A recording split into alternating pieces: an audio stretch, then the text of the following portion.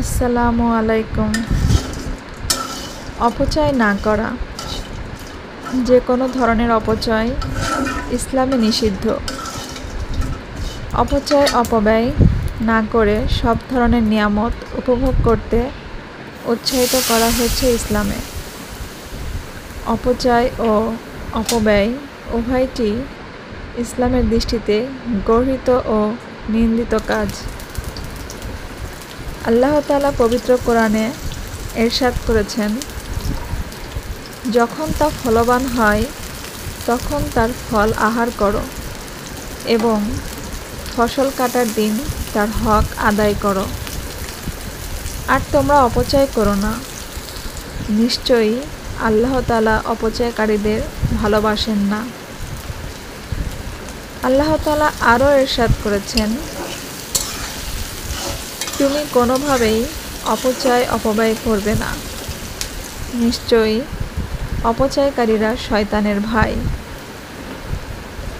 আল্লাহ তাআলা আরও ইরশাদ করেছেন, এবং তোমরা পানাহার করো, কিন্তু অপব্যয় করো না, নিশ্চয় তিনি অপচয়কারীদের পছন্দ করেন না।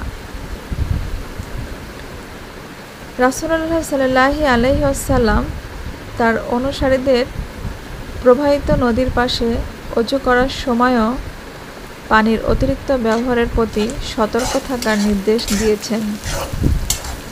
রাসূলুল্লাহ সাল্লাল্লাহু আলাইহি ওয়াসাল্লাম এক সাহাবীকে বলেছেন, অপচয় করছো কেন? সাদ বললেন, ওযুতেও কি অপচয় হয়? রাসূলুল্লাহ সাল্লাল্লাহু আলাইহি ওয়াসাল্লাম বললেন, হ্যাঁ, প্রবাহমান নদীর পাশে বসেও যদি তুমি অতিরিক্ত পানি ব্যবহার করো তাহলেও তা অপচয়। এছাড়া তিনি আরও বলেছেন, তোমরা খাও, পান করো, দান সাদাকা করো এবং পরিধান করো, তবে অহংকার এবং অপব্যয় করো না। আল্লাহ হাফেজ। সবাই ভালো থাকবেন। আসসালামু আলাইকুম। অপচয় না করা, যে কোনো ধরনের অপচয় ইসলামে নিষিদ্ধ। অপব্যয় না করে সব ধরনের নিয়ামত উপভোগ করতে উৎসাহিত করা হয়েছে ইসলামে। অপচয় ও অপব্যয় উভয়টি ইসলামের দৃষ্টিতে গর্হিত ও নিন্দিত কাজ।